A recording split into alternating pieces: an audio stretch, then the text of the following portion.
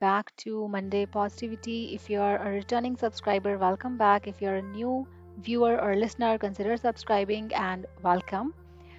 Today, we are going to talk about inner child healing, and I love this topic because it's so important to heal your inner child wounds, to, uh, you know, understand yourself and, be successful in any area of your life, and to learn that you are lovable, that you are enough. And our today's guest is Lauren. We all had recorded an episode with her in the past where she, delved into her insights on hypnotherapy and self love and, following your soul's bliss and returning back to yourself. And your overwhelming response made it clear that we needed a part two. And today she returns to share her profound journey in inner child healing. Through this episode, you will discover self love's power. You will also learn how to untangle wounds of the past and how you can illuminate the path to your soul's purpose. She will share her own experiences, and let me tell you, she has expertise in hypnotherapy and much more. She will guide you towards transformative healing. So, join us as we continue this exploration with our incredible guest. Start with inner child concept because I think it's both fascinating and profound as well. So let's start with the definition of inner child, what this inner child actually is. So I guess I think of it almost as this concept or idea that within our subconscious minds lies kind of this like inner child that has been storing based on different experiences we had during childhood, different like events, different things that have happened to us as a child. Our inner child is like still within our subconscious mind, holding on to some of those events and those experiences where we might have experienced pain or fear or just really strong emotions that are now subconsciously showing up in our behaviors as adults. So, anytime we're in our adult lives and we feel triggered by something or someone, or we find ourselves getting upset or reacting in certain ways, it's usually because as a child in a similar situation, we were made to feel a certain way. And we're just like remembering, or we're having this like influx of how this inner child felt at the time, and where our needs weren't met as a child. And this is obviously can be very different scenarios, but the familiarity can be there. And so that's why the inner child, it's important to revisit this inner child and introduce play into our lives and connect to the inner child and nurture them, and kind of support them in the ways that they weren't supported or how we weren't supported as kids in those moments.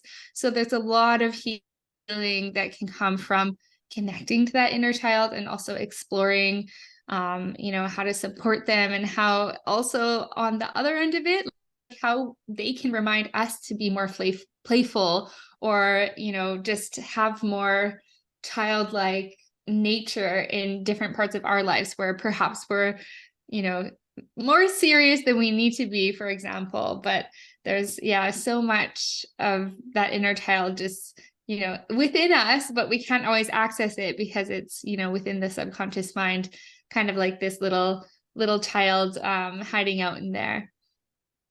Right. And I remember when I started, working with my inner child and all the inner child wounds, it was like, an awakening. I was like, okay, maybe that's why, because of that wound, I was, reacting that way, or, because of that experience, I think those thoughts, or, I have those perceptions.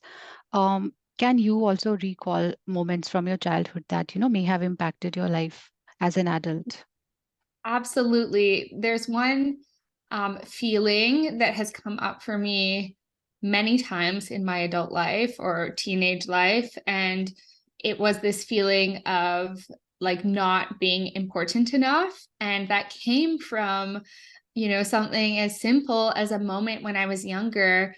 And I, through hypnosis, was able to really connect this memory and identify where this feeling was coming from, because there would be times, whether it be at work or through my education, where like maybe someone was recognized more than I was, or like someone was picked over me, or whatever it may be. It was this feeling of like not enoughness. And I remember recalling a moment from when I was young, when, my family was over and my parents were talking with my aunts and uncles, and I was wanting to get their attention. And they just said, like, please wait, we're having a conversation. And it wasn't that they didn't love me or that they were ignoring me, but like in that moment, it felt like, oh, whatever it is I have to say, or maybe me, myself, isn't important enough to, have that attention, or, have their focus directed to me for a moment. So it's like that little inner child of like feeling ignored or not enough.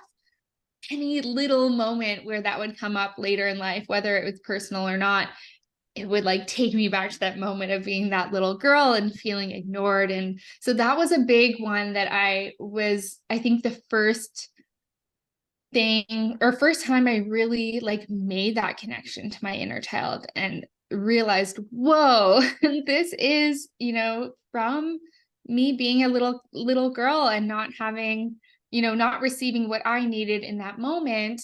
And that was the first time, yeah, I really experienced making any connection like that really showed me like, oh my goodness, there's so much healing that we can do when we, create that space to look at those memories and to really see where, how are these wounds showing up now, and how can we heal that, and where can we heal, and what experiences from our past can we rewrite and nurture our own little inner child so that she does feel like she's important enough, or just as great to have attention to. Like, I can give that to her. I don't have to, muster in this feeling of like, it wasn't given to me. Like, how can I give that to myself now? So it's really cool, I think, to take that power back as well in a different way. So there's so many, and as you know, there's so many layers to it, but it really is so profound and so impactful. So yeah, it's one of those big parts, I think, of any healing journey, is that inner child work, because that's where a lot of this all stems from as well. Right. Yeah. That was, yeah, relatable. And Yeah. also, let's talk about self-love and one's life or soul's purpose. Because I think nurturing your inner child, because when I started working on this concept, I feel like, it makes you like you feel more aligned with your soul's purpose as well, right? So let's talk about that as well. How do these elements work, harmoniously together to create a more authentic and fulfilled life? Yeah, I think one of the biggest things is, as we go through our teenage years, our adult life, we begin to, put up these shields, put up these like protection mechanisms that allow us to like feel safe or not feel vulnerable, or kind of just allow us to feel like within the systems of the world or the dynamics of the world, we can create almost like, yeah, these safety nets for ourselves and protect ourselves from, moments of hurt or trauma, or feeling, like we're that inner child again that isn't getting that attention. So I think like through adulthood and as we're developing as teenagers, those really start to build. And based on our environments and who we surround ourselves with as well, naturally, like we're going to create our own stories. And we're also going to pick up stories and experiences from other people, even though it might not have been something that happened to us or that we experienced directly.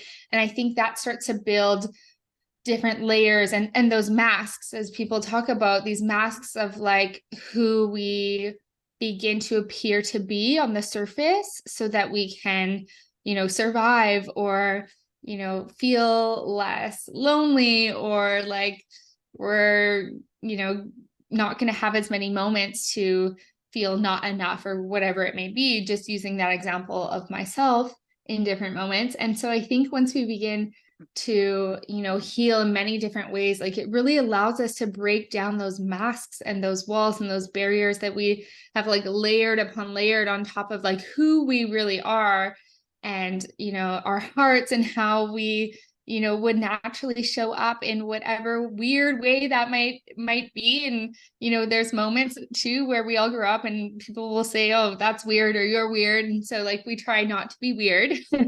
But Yeah. it's like as an adult we get to give ourselves the chance to like peel back those layers, those masks, to really find those really cool weird parts of ourselves, or to really embrace and rediscover who we are. And I think another layer of that is also can be grief, and can be grieving like this person that we kind of designed ourselves to be, or like had put up this front to be. And I think that's something I learned, especially when I was learning about myself and learning who I am, and really realizing like I get to be myself, but like who is that person? Because sometimes there can be that like identity crisis, but sometimes there can also be, even if you are open and welcoming, there can still be this like excitement and this recognition and this comfort of feeling at home within your heart and within yourself, but also, grieving these past versions of yourself that you never imagined would, kind of like die away in a way. So it's really interesting, I think, to know that it can be a forever process. It's not like as humans, we're going to, yes, we've got rid of all these masks and these layers, and like, so now we're healed and now we're just who we are. But it's like we grow so much. And if anyone is on that self-development journey and that growth journey, which you are, like, you would know that. And I think actually this becomes like a switch, because forever I thought, okay, I'm going to be healed and things are going to be great. And then I realized, oh no, this is actually like a lifelong thing. So I think once you grasp that and make that switch, you really do realize that, yes, you might have looked at different, versions of your inner child and these experiences, but there can be more, and that's okay. And that gets to be what continues to bring you closer and closer to your heart and your soul and your soul's purpose. And being able, I think, to, with purpose especially, and this was a big shift I had to make, knowing that purpose isn't like something you need to find, but perhaps Yeah. it's something like, showing up purposefully. And by showing up purposefully, whatever purposefully means to you, like that is how you live in your purpose, rather than finding that purpose. And like, if you ask me, what is your purpose? There's like, a few things I would ring off the bat, but then it's like, I would have to stop myself to like really center back into my heart and my body for a minute to be like, okay, like, do I need to define it in this, in a certain way of like having to prove to people or show people like, I've discovered my purpose. So I think that's something even recently I've been shifting into, like the more, talks and summits I do around like showing up purposely and finding your purpose. It just, I think for me becomes less important in a way, because I just feel like if I can, really feel connected to my heart and showing up with, like with authenticity, and showing up in the way that feels natural to me, not how I think the world thinks I should show up, like that can be enough.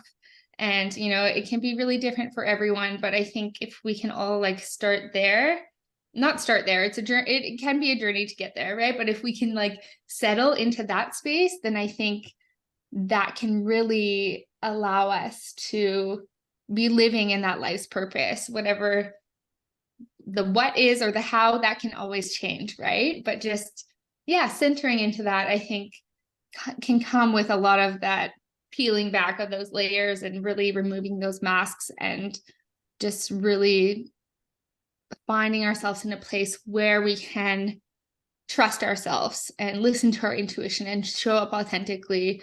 And oh, that just makes me like so excited. Actually, it's like so powerful and Yeah. so magical. So Right. And I think one thing that I want to put a little emphasis on is it is a lifelong process, like you said, right? Because even I used to feel like I will be healed, I will start working on my inner child, everything will be fine, then I'll find my soul's purpose and all that. But then certain things will happen and I'm, back to square one. So yes, Yeah. yeah, it's a lifelong journey. Um, Yeah. and I also want to talk about your different, like, I think in the last episode also, when I had that, when we recorded an episode, you talked about hypnotherapy, right? And I listened to your videos as well, YouTube videos, hypnotherapy, right? And I just love them. So I wanted to talk about that, like your approach to inner child healing. It's like a blend of hypnotherapy, mindset upgrade, and many other things. So please talk about that as well. Like, how does this innovative combination contribute to the process of nurturing one's inner child and fostering self-love? I think for me, and the approach that I have experienced being on the like receiving end of hypnosis, and also being that practitioner who guides other people and supports other people through hypnosis, is this feeling of safety and knowing that, like, if I can experience or I can create this feeling of safety, then perhaps anything is possible. And when we are in that like fight or flight state, or our nervous systems are out of whack, or we're just like feeling uncomfortable and not in a safe place, like that can be limiting, of course, of like how we're able to see possibility or be open to possibility or welcoming of possibility. And so for me, alongside my journey of doing inner child work, and also like supporting other people in their inner child healing journeys, is this overarching experience that I think is so important to create. Like, I want people to feel like they have like this warm hug, around them. And like, because that's how I want to feel. That's how our inner childs want to feel. They want to feel that love and that safety. So I think when it comes to whether it's, a private session I'm doing with someone, or, those audios you talked about, and I have a great one on inner child healing as well that people can also download and listen to on their own, is this, you know, this gets to be an experience for, it doesn't have to, like, yes, healing is the byproduct, but it gets to be this experience of connection, of safety, of that warm, loving hug, even when things are uncomfortable. Like, why can't we feel both? What, like, life is full of duality, right? So, Yeah. perhaps there's going to be duality in this as well, and like, why not? So I think just I think giving ourselves this chance, and hypnosis is that great way where we can connect to our inner child in a different way through visualization, and being able to check in like more with our body in a more mindful way.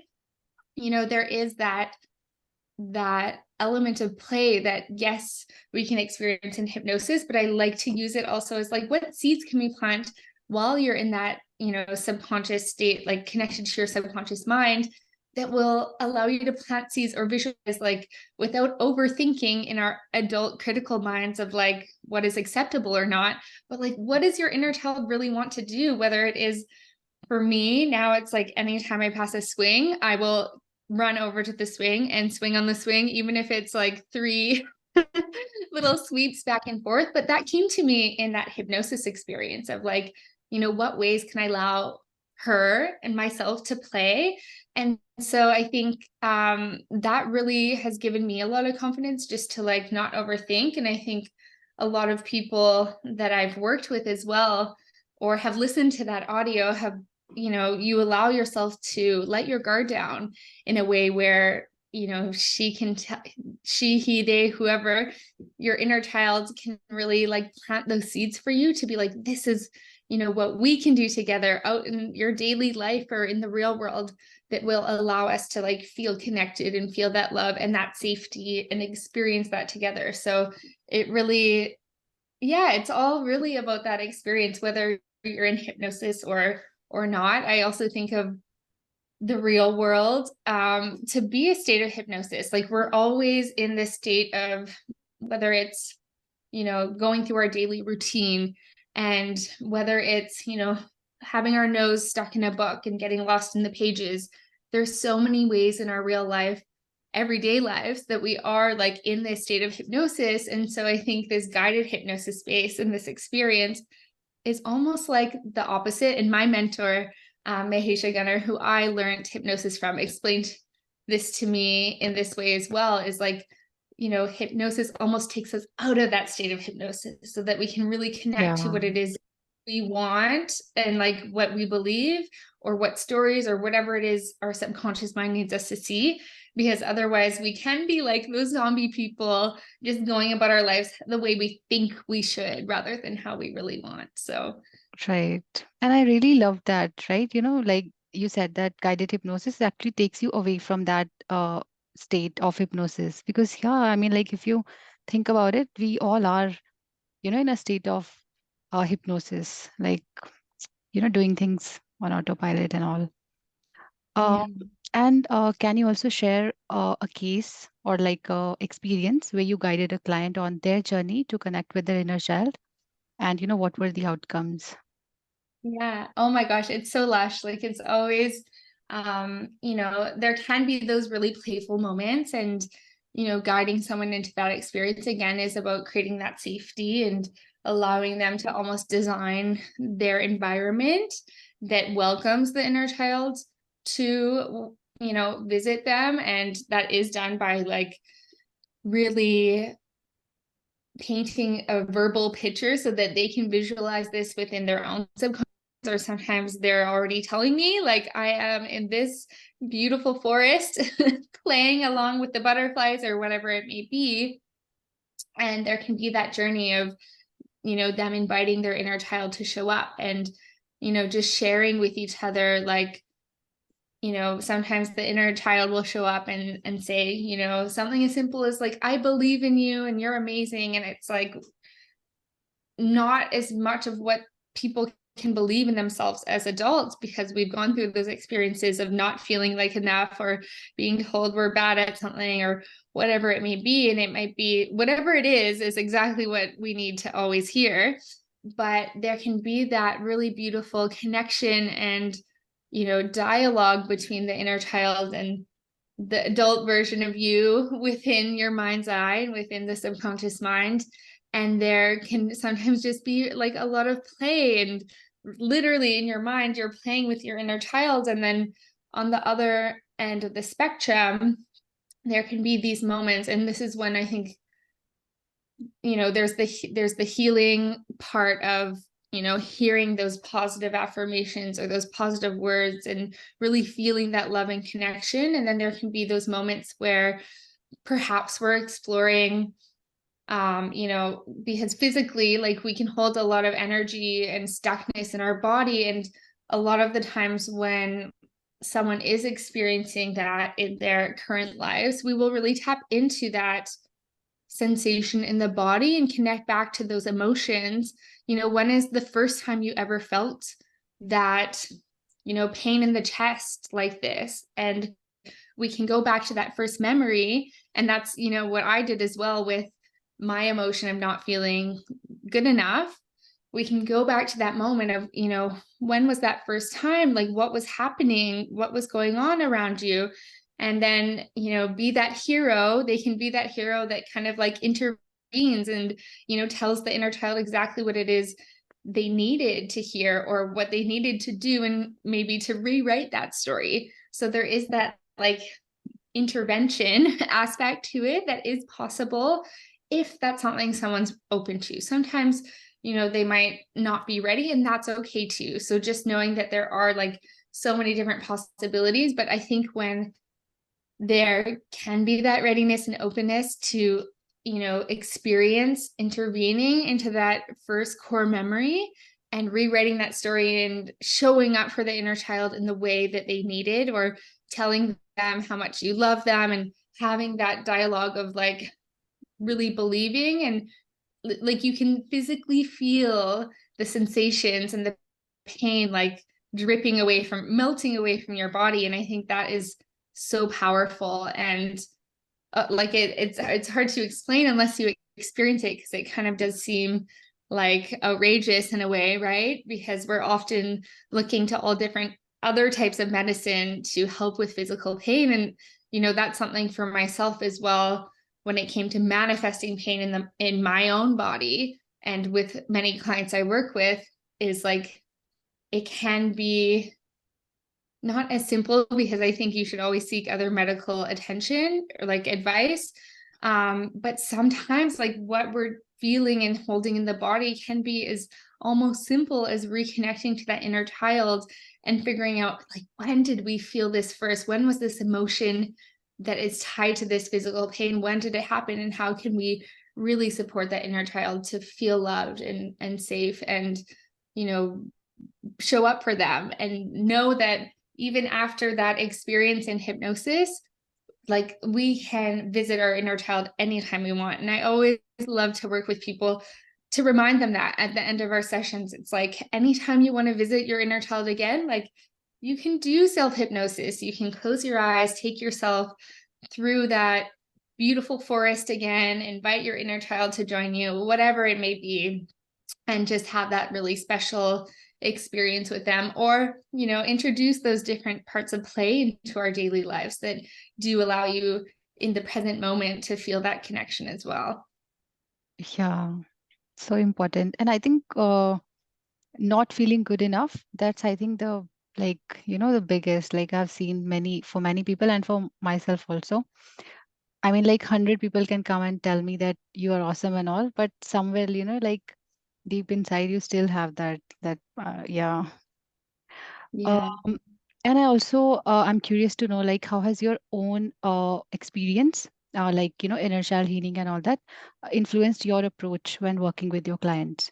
Because I see when sometimes, when I am working with someone, I'm providing mindset coaching, those aspects, influence the way, I will proceed with the approach. So how has it influenced your work?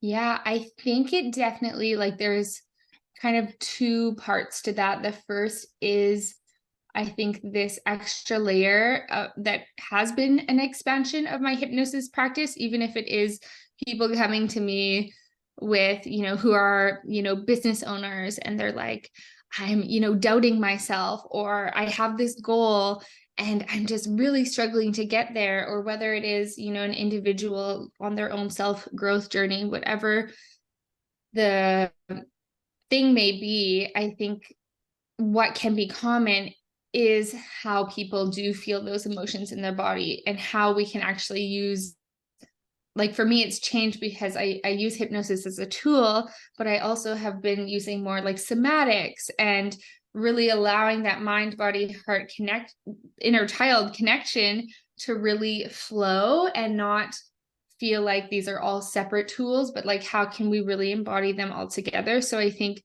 a lot of the times where I see people experiencing, that physical pain, or they come with this barrier to reach their goals, like, it'll always kind of, like, the patterns are starting to become familiar of like, okay, let's check in with the body and see where you're experiencing this. And then, back to that first memory, what was happening. And then, welcomes the inner child to show up. And there's those opportunities for that inner child to really show up and be part of that healing. But I think another aspect of it is like the afterwards, after the session, how can you support your inner child? So I've been getting more creative, and they're all very basic things that, different therapists would share with people when it comes to inner child healing. But like, one thing that I really love to encourage certain clients based on what's going on is like, find a picture of your younger self and put it up somewhere in your bathroom or in your room, somewhere where you see it every day, and just know, like, on two ends of the spectrum, like, what would they want me to do today, or like, how would they want me to show up with more love and playfulness? But also knowing, like, anytime we become harsh on ourselves or judge ourselves, or are, using hurtful words towards ourselves, like, we're actually using it towards them, and like, that wouldn't be very nice. We wouldn't say those things to a child, but they are a part of us. So I think there's kind of, yeah, there's different spectrums to it that I think more and more I'm seeing, like, and feeling the importance of it and guiding people. And I know it's kind of just the beginning, because I feel like there's so much depth to the inner child, within hypnosis, but also within our daily lives that I know I still haven't tapped into fully, because there's just so many possibilities. So I know it'll keep expanding and keep influencing, my own life and my practice as a practitioner. So I'm excited to be open to more of those possibilities and allowing more of that play and that safety to show up, and see where it takes me, see where it takes my clients as well. It'll be interesting, even in a few months or a year from now, if we talk about this again, to hear what new things have come up. Yeah.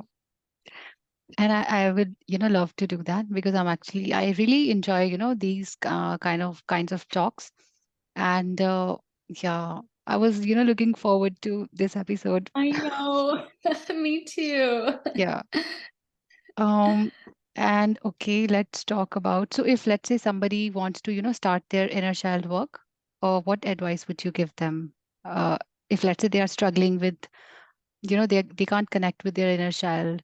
So what would be the first step, maybe? Yeah, I think, this one might feel tough at first for a lot of people, but, there's like these, or I see a lot of people as well, like making, whether even if it's just like starting with a list of like maybe like some of the things that you feel like you missed out on as a kid, or different activities that you didn't get to do, or experiences that may seem more like kid friendly, or like something you would start doing as a child, maybe not as an adult. I think like trying something new like that you had wanted to experience or do as a child, whether it's like taking a painting class, or drawing at home, or I see like I saw the other day an old colleague of mine, who shared on Instagram like drawing dinosaurs with sidewalk chalk out on the street, just a really simple thing, but really began to feed like her inner child. And like creativity is such a big part of that. Or whether it is like finding a swing to swing on when you walk by a play structure, whatever that may be. I think these little moments that don't need to take a lot of time. Maybe it's starting with just doodling with your pen and paper. Maybe it's not taking the painting class, right? Maybe it's like these little playful things that we can begin with. But I think that begins to build more safety for our inner child to feel like, okay, hey, I can do like these weird or quirky little things, and I still feel safe. Like it's okay. Like I can keep exploring. This is just the beginning. So I think those can be really simple ways. And other ways, maybe, doing your own visualization and visualize, or finding a picture of yourself as a child and seeing if that connects to any memories. Or you could also, write a letter to your inner child, or perhaps pretend you're, I don't know, your 8-year-old self writing a letter to your current self. Like there's all these kind of role play scenarios as well that can be interesting to explore. So I think, starting with what feels safe, but knowing like it can just be the beginning. It doesn't need, like when we start these things, again, more possibilities will begin to pop into our heads and our minds, or show up for us. So I think just feeling that, giving yourself that space to trust and allow your inner child to feel like they can have fun and experience joy is just the beginning, and a really good place to start. Yeah. And so I'm really thankful that we did it, and I'm so glad like we did it. I'm really like, I know. my inner child feels very I happy. know, right? Now Yeah. you can carry throughout the rest of your day, Yeah. feeling all the good vibes. Yeah. I Yeah. love that. Uh, Oh, thank you, Thank you so April. I'm much. so excited. We'll Yeah. chat soon, okay? Yeah. Yeah. Sure. Bye.